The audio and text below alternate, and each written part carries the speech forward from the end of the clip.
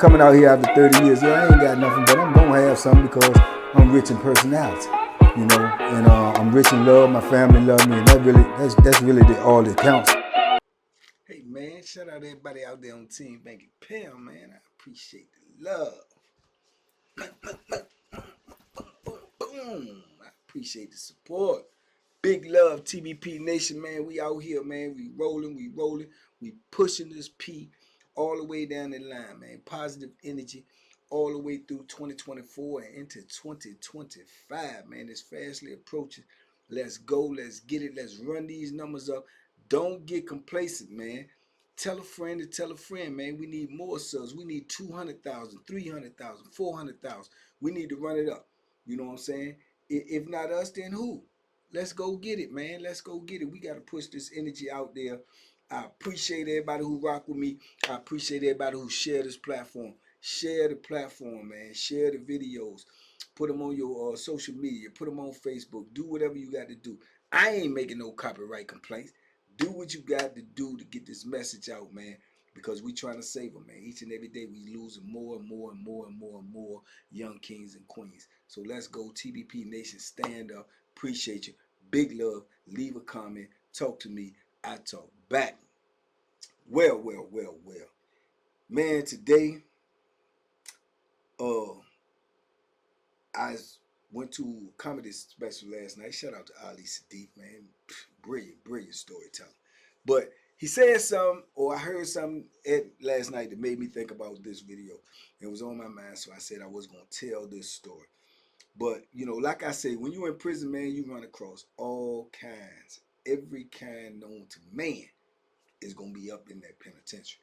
One way or another, you're going to run into somebody. Something you heard on TV, something you seen in a movie. You're going to run into somebody that fits into that category when you're doing time, because you're around so many different types of characters and peoples and attitudes, and, you know, you just might run into anything.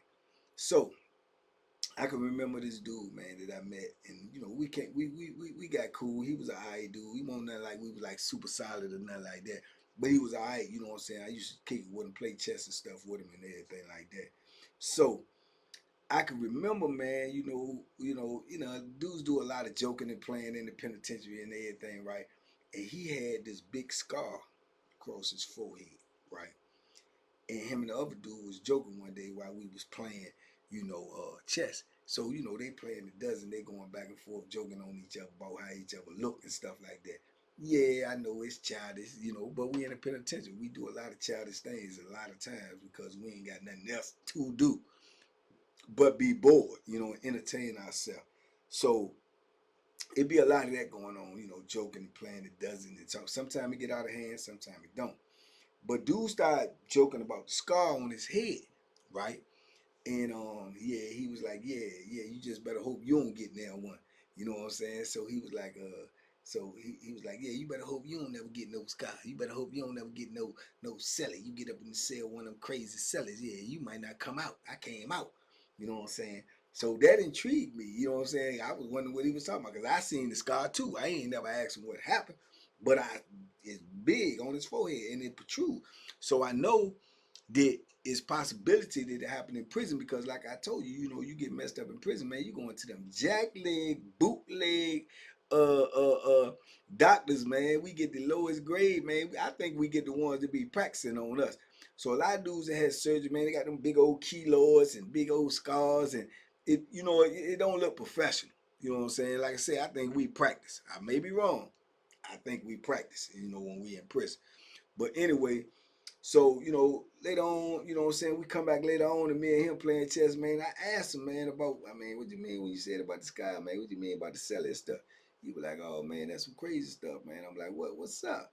So he was like, bro, I had this selling a couple of years ago. He was schizophrenic, right? I said schizophrenic. And you always hear schizophrenic, but you know what I'm saying? You kind of know what it means. You kind of don't. But it's like they got all these different type of personalities and all these different type of characteristics.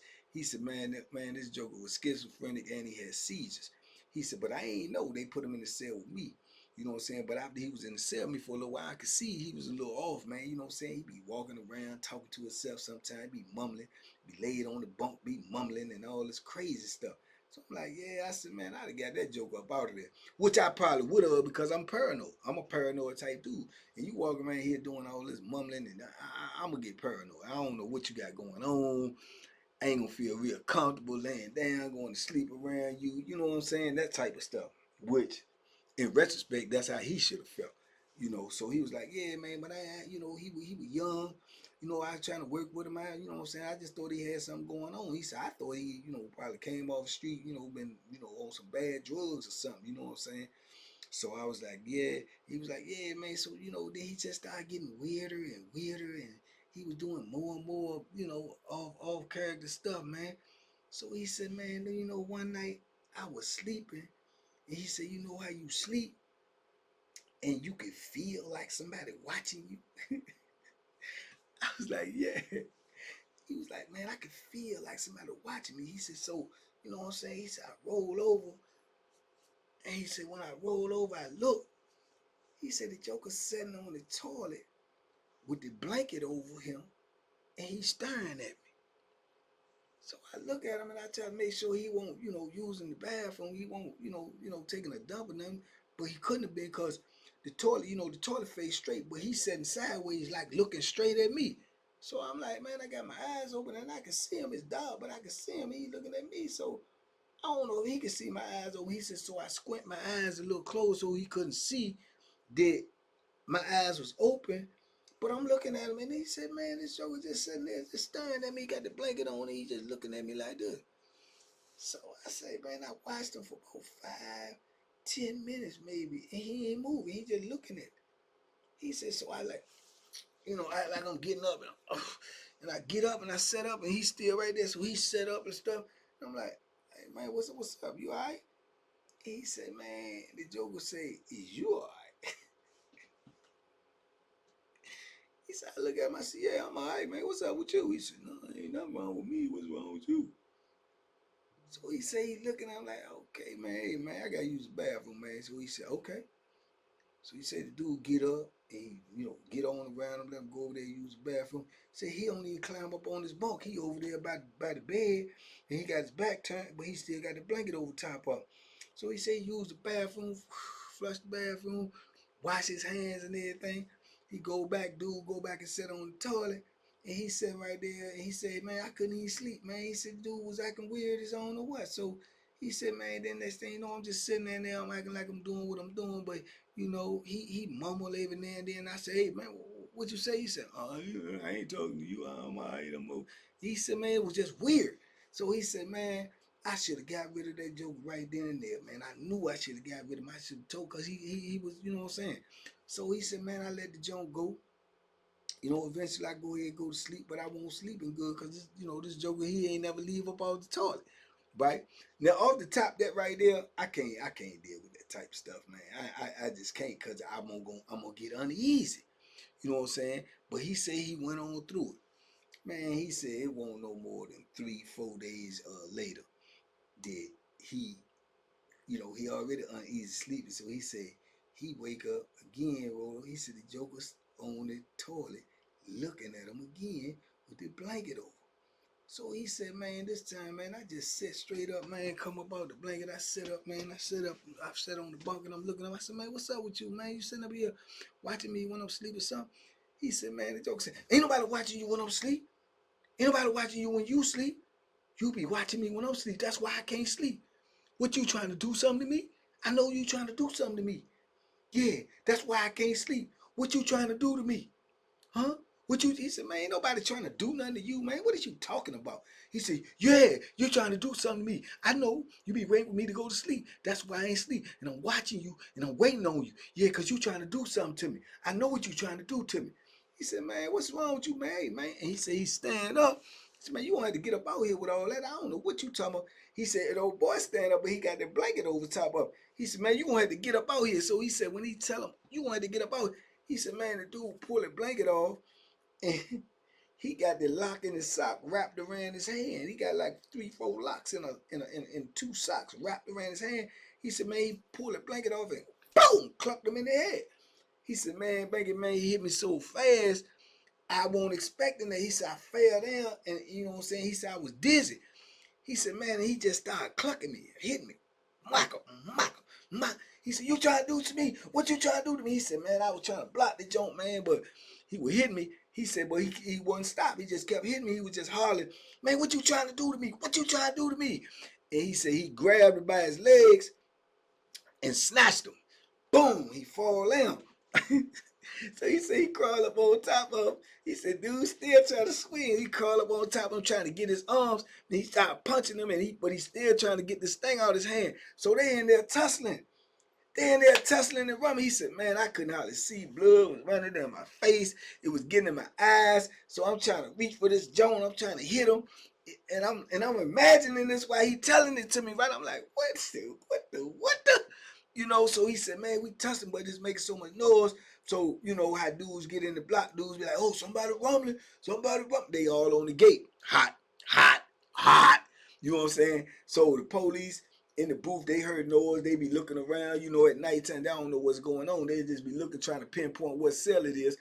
And then they call the floor officers. The floor officers come in, one on the bottom, one on the top. They run around looking at cells, trying to see who, you know what I'm saying, see where the noise and stuff coming from, see if it's any danger. They get to their cell, they see them, 34, 34, 34. And all the people come running in. He said, I'm in there tussling. I'm trying to get this joint off. But he said, man, but I'm bleeding like a hog, dog. You know what I'm saying? So he said, the dude keep on hollering, yeah, try to do what to me? You don't do nothing to me. You can't do that to me. You can't. And he said, he just fighting this dude, schizophrenic, gone crazy. You know what I'm saying?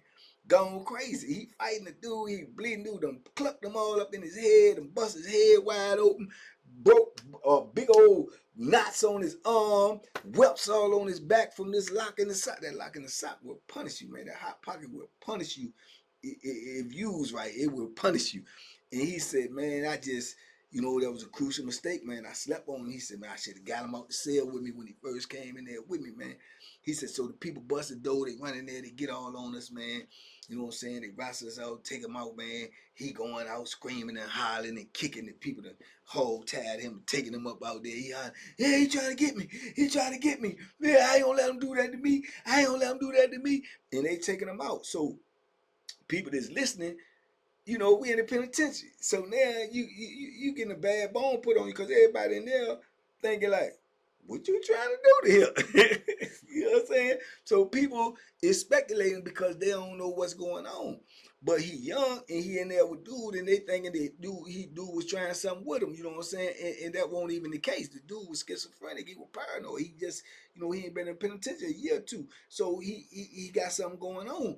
And they'll throw these people in the cell with you, man, with no warning. You ain't got no say so, no nothing. They know this man he's got to be in his files.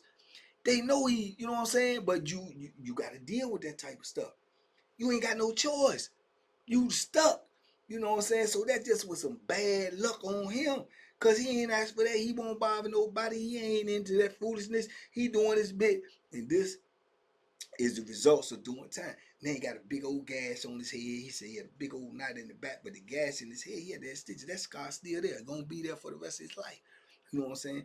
And the scar, you can see it so easily and profoundly because it got a scar, but it also still got a little knot. It put a little knot on the front of his head. So he got the little knot over the scar, the little scar over the knot. So this dude's a scarred him for life on some tomfoolery just because they want to put I don't want to say the R word, but they done put a dude in the cell with him this mentally messed up, man. He mentally messed up, man. He's supposed to be in mental health somewhere. You don't put this dude in the cell with me, and I'm waking up and this joker looking at me while I'm sleeping, man. Come on, man. Then when I confront him, he already prepared to. Somebody done told him something because he ready. He done clucked me up in my junk before I could even respond. So I'm like, man, that's crazy. He was like, yeah, I know, man. He said, man, I wanted to break his neck in there, man. But he said, I couldn't even see, man. There was so much blood. And he said, man, my head was hurting. And I knew I was hurt. But he said, I was just trying to hold him down. And I was trying to get some punches in. And then they came in there and they got me. You know what I'm saying? And Yeah, and they end up putting the dude in mental health. But what good do that do him? You know what I'm saying? He still got to bear the scars. He still got to bear, you know what I'm saying, that. Then the whispers and the rumors when people tell, man, what he was just, you know, that's how it's going. Man, hey, man, what dude's in the cell with him, man? And they boiled him out that night. They fighting. The dude was hollering, what you trying to do this to me? I ain't. So what he was trying to do? So it's just a lose-lose all the way around the bowl, man. For a joker that won't doing nothing but minding his business, he ended up with a lose-lose like that. He got to deal with the whispers. He got to deal with the rumors, the accusations, and he got to deal with his own injuries, all just because they put a schizophrenic dude in the cell with me. See what I'm saying? Schizophrenic dude in the cell with me. You know, and I think back to things like that, and you know, I done had some people that probably was questionable like that. It just ain't get to that point. And then even when I go back to thinking about, remember when I told y'all when I had the dude that came off of death row, he definitely was schizophrenic, crazy, schizophrenic, and some more stuff. That's what he had going on, but I couldn't diagnose it. I ain't know what it was. I just knew he was crazy. You know what I'm saying? But that's what that stuff be. And you be dealing with these mental health dudes, and they be in the cell with you, and you got to close your eyes around these people. Man, you don't know what might happen. You know what I'm saying? You don't know what might happen. You know, and it should be some type of way, man, where they weed these people out, man. And even if these people ain't saying that they want to go to mental health, they should be made to be put in mental health. Because if you put them in the cell with you, and then you acknowledge that they acting a little off, and y'all get into something, you hurt them, you still gonna have to pay the price for that. You know what I'm saying? But what's your alternative, to let him hurt you? Absolutely not. You know what I'm saying? So you be put in lose-lose situations when you in there, and it ain't nothing you can do about it, dog. You just got to roll with it. You know what I'm saying? This man got this big old scar on his head, and then he up here playing the does and joking with dudes about how each other look, and dudes joking on the scar, and dude don't even really know that's a sensitive issue to him, because it ain't nothing that he asked for, but it won't nothing that he can stop. You know what I'm saying? So boom, man, it just made me look at him different, and it made me be more attentive and aware to, like, when they bringing dudes in my cell, because like I say, in the penitentiary you learn every day. If you smart, if you on point, you got to learn something new every day, because it may be something somebody else go through that you don't even know the signs of it until you hear about it. Like that, if somebody would have already told him did something like that happen to them before, then he would have been prepared. He would have knew the signs. But ain't nobody tell him. He was unaware. So in all intents and purposes, he turned out to be the crash dummy. So dudes could be knowing what's going on when they got these dudes in their cell. Cause these dudes coming in off the street, man, they so messed up on drugs, man, and they in that what you call it, that detoxing, and they you know what I'm saying, they trying to, you know what I'm saying, they suffering because they ain't got the drugs, so their mind start playing tricks on them. You know what I'm saying? And then some of them come in there, they be so off the drugs, and then they can't get it no more. Then when they find out there's drugs in the penitentiary and they can get it, they start breaking their characteristics. They'll do anything to get it because they need it in their body that bad, because they out here in the street getting high every day. And then it's taken away from you when you getting locked up. So then you in the jail, then you got to go through the process of the court and all this, and then when you getting in the receiving, and then you wait till you get all the way to penitentiary. All of this time the drugs is out of your body, but you itching for the drugs and you want the drugs, and then you get on the compound. You might have kicked it all away because you ain't had it in so long. Then you get on the compound, and all of a sudden your drug of choice is on the compound. Man, what? They can get dope in here. Then they start doing all types of crazy stuff because they ain't got no money now. But they, you know what I'm saying, they want the drugs. You know what I'm saying? Crazy, crazy situations, man.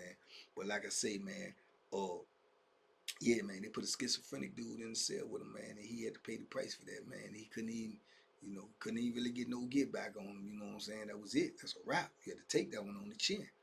You know, learn the experience. Could have been worse. He could have put the Bethlehem in you while you asleep, and injure, you know, on some crazy stuff, because of the demons that's going on in his mind. Whatever he'd have heard people gonna try to do to him while he in prison, and him being schizophrenic, that's in his mind, and he can't sleep easy. So he watching you sleep to make sure you don't get up while he sleep and do nothing to him. What? What?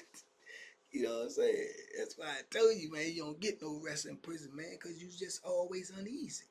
You know what I'm saying? But anyway, man, that was just a crazy situation, man. Just, you know what I'm saying? Just made me think about it. I wanted to share that with y'all, man. But You never know what you're going to get in prison, man.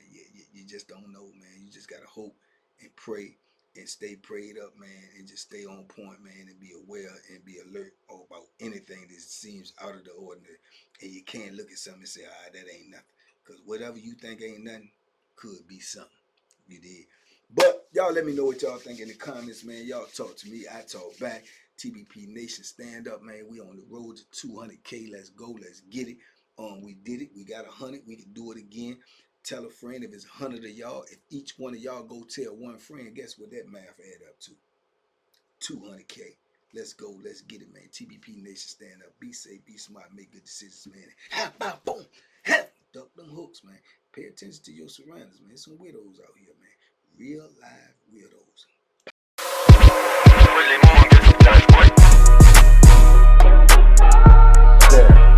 The banky special. Yeah. Pure deliciousness. Pure deliciousness, man. My name is Banky, man. Everybody calls me Banky. That's the name that I got from my grandmother when I was young. I'm coming out here after 30 years. Yeah, I ain't got nothing, but I'm gonna have something because I'm rich in personality, you know, and I'm rich in love. My family love me, and that's really all that counts.